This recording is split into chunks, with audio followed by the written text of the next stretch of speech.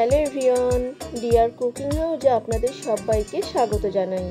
আজ আমি আপনাদের সাথে শেয়ার করব নিউ ইয়ার স্পেশাল সিমুই পায়েস। সিমুই পায়েস সকলেই বিভিন্ন রকমভাবে বানিয়ে থাকেন, তবে আমি কিভাবে বানাই সেটাই আজ আমি আপনাদের দেখাবো। এখানে আমি 2 প্যাকেট ভাজা সিমুই নিয়েছি তেজপাতা, এলাচ, কিশমিশ, কাজু বাদাম, পরিমাণ মতো চিনি আর ঘি। এখানে আমি 1 লিটার পরিমাণে লিকুইড দুধ নিয়েছি। প্রথমেই কড়াই বসিয়ে দুধটাকে গরম করে নিতে হবে। দুধের মধ্যে দিয়ে দিচ্ছি তেজপাতা, ফাটিয়ে নেওয়া এলাচ। এগুলোর জন্য পায়েসে সুন্দর একটা ফ্লেভার আসে। দুধটা গরম হয়ে গেছে, এবার দিয়ে দিতে হবে পরিমাণ মতো চিনি, তবে চিনিটা অবশ্যই আপনাদের পছন্দ মতো কম বেশি দিয়ে নেবেন। চিনিটাকে মিশিয়ে নেওয়ার পর দুধটাকে আরও কিছুক্ষণ ফুটিয়ে ঘন করে নেব। এবার দুধটাকে নামিয়ে নিতে হবে।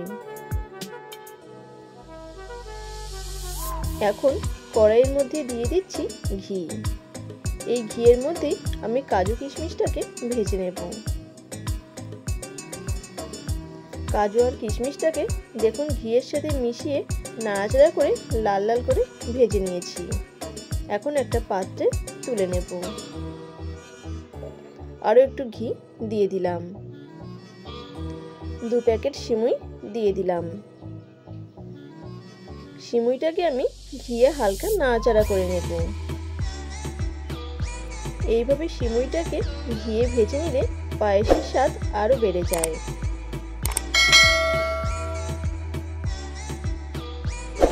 সিমুইটাকে ভেজে নিয়েছি।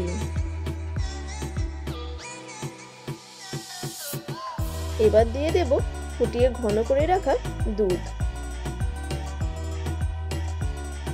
দুধটাকে খুব সাবধানে কড়াইয়ের মধ্যে দিয়ে দিলাম।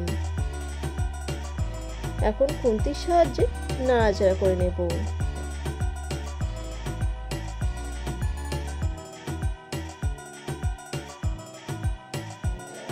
ভেজে রাখা কাজু কিশমিশটাকেও এই সময় দিয়ে দিতে হবে।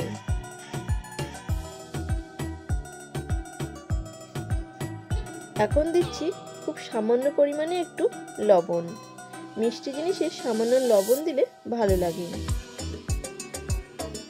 এখন 5 থেকে 6 মিনিট সময় ধরে ফুটিয়ে পায়েসটাকে রান্না করে নিতে হবে। দেখুন পায়েসটা অনেকটাই ঘন হয়ে এসেছে। এর থেকে বেশি সময় ধরে আর রান্না করা যাবে না, কারণ এই পায়েসটা ঠান্ডা হয়ে যাওয়ার পর আরও বেশি ঘন হয়ে যায়। এখন 2 মিনিট স্ট্যান্ডিং টাইমে রেখে দেব, তারপর পরিবেশন করব। নতুন বছরে ভালো মন্দ খাওয়ার সাথে সাথে আমরা বাঙালিরা সবাই একটু মিষ্টিমুখ করতে পছন্দ করি। আপনারাও চাইলে বছরের প্রথম দিনে এইভাবে সিমুই পায়েস বানিয়ে নিতে পারেন। ভিডিওটি ভালো লাগলে অবশ্যই লাইক, শেয়ার এবং সাবস্ক্রাইব করবেন আমার চ্যানেলটিকে।